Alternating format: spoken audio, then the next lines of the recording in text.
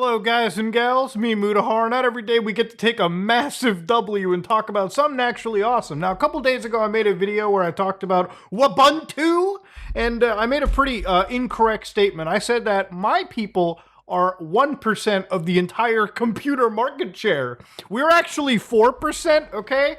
Yeah, ladies and gentlemen, Linux users are like vegans. They'll tell you exactly what they do. I use Arch, by the way, and if you're looking at this graph here, ladies and gentlemen, that number 4%, you might be like, whoa, 4%? That's not a lot, Muta. Of everyone in the entire world using their computer, this number is a actual record breaker, and that number could be 6.2% if you included the Chromie boys on top of it too. Now you can add the 0.01% of free BSD people, and there is also 6.11% unknown. But I'm going to stick with the facts here. 4% of the desktop world now is switched to Linux, okay? And if you're a Mac user, you'd be surprised to know that 21% dropped all the way down to 16%. Why is that the case? I guess because, I don't know, I feel like Mac hardware is changing so much these days that now you need to have their own special silicon in order to use the newest stuff. Maybe that's the case and people are just repurposing old machines for Linux or something else. Maybe running old Windows on it, who knows?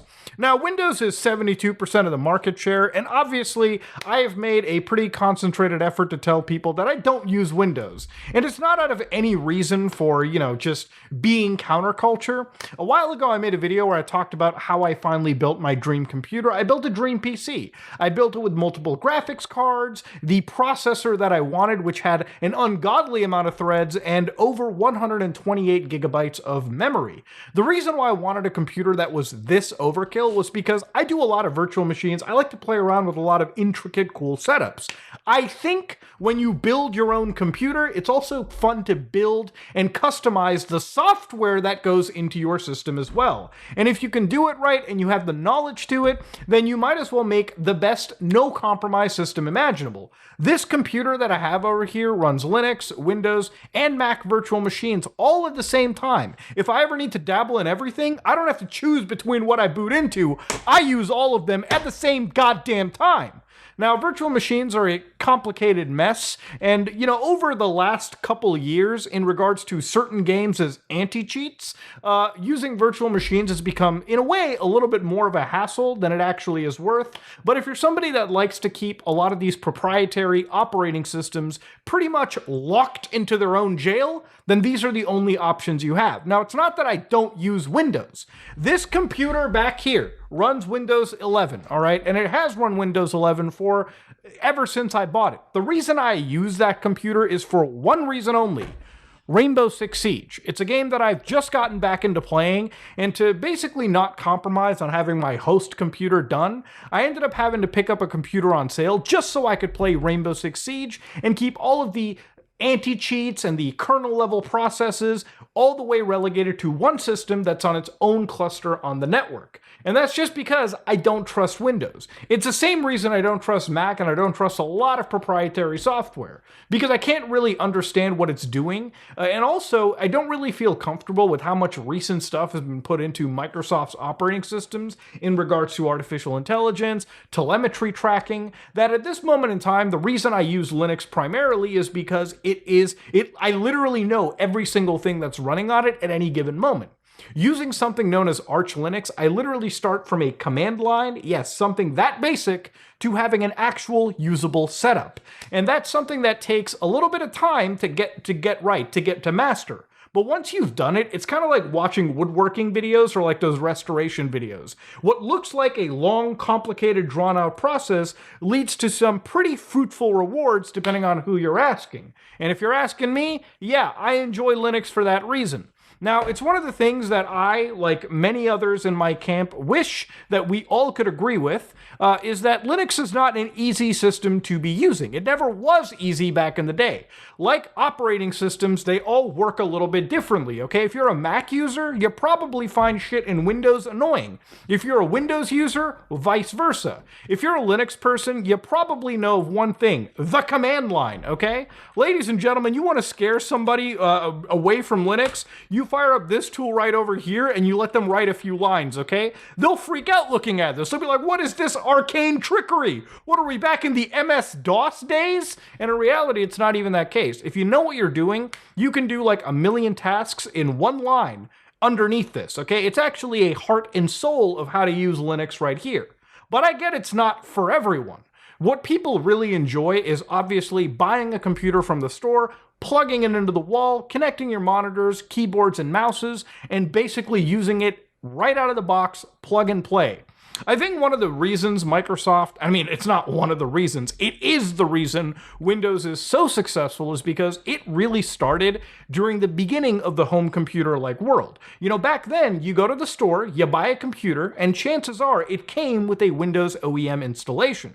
So you bought a Windows XP computer back in the day, you had Windows without really having a choice in the matter, right? Now, even to this day, when people go out and buy gaming computers, even if it's a pre-built gaming computer from a store online, most people probably pay a little bit extra to get Windows pre-installed onto it, or that's all they know. They have a little installation disk somewhere, an installation key, and you just get Windows up and running. It's literally the operating system that everyone has built in, and that's why it's so entrenched. And the reason why Windows is so successful is all of the hardware you buy natively works underneath it. Because when you have 70% of people using your operating system, there's a pretty good fucking chance that all of the hardware, all of the software is designed to first and foremost support 72% of the PC market out there. Nobody is building video games for 4% of the market share. The reason why that number is climbing is, thank God, to cool devices like the actual Steam Deck right over here. Ladies and gentlemen, the Steam Deck is about as great of a product as our new skincare. One up, ladies and gentlemen. Yeah, I figured I might as well plug this one right over here. One pump a day gets rid of all those evil skincare 50,000 products you gotta buy. It's simple. As a gamer, as somebody who does shit every single day, all right, I gotta take care of things. I got a busy schedule. I only got 1 minute. All I gotta do is apply one pump into my hand, lather over my face, apply properly, of course, and bam! Those regiments are secured faster than this actual read that I had for my own company. But anyways, ladies and gentlemen, all of the shameless plugging aside, one of the reasons with Linux is obviously the Steam Deck has finally come in and it's made a household name for itself inside, you know, people who like handheld gaming computers. And one of the important things about it is it ships with an Arch Linux distribution actually pre-installed. So again, people buying this device really have no choice in the matter. You see, Valve has been doing Linux stuff for longer than the Steam Deck. Remember those original Steam boxes? They released SteamOS, which was like a Debian-based install for back in the day. And since then, they've been kind of retooling it, and they found out that, ladies and gentlemen, in order to actually get the games running, they can't just expect developers and publishers to make Linux versions of games. It's never going to happen. 4% of the market does not warrant millions upon millions of dollars of software development to port to an operating system that, again, only 4% of people use. So thankfully, with tools like Steam Proton, or just Proton in general, we're able to actually play Windows versions of games underneath Linux through a compatibility layer. The footage that you're seeing right now is footage from Persona 3 Reload, a game that I've kind of been chewing through as the sort of weeks have gone by. And it's wild to say that day one, this game runs underneath Linux. It's as simple as opening up your actual Steam application and just going to Persona and hitting play. And lo and behold, like magic, it just works underneath an operating system that it was never actually designed for.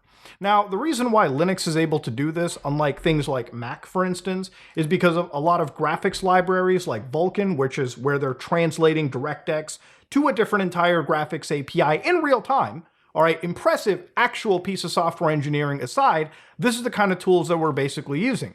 Now, even other applications like Discord and basically everything popular actually has a Linux port associated with it too.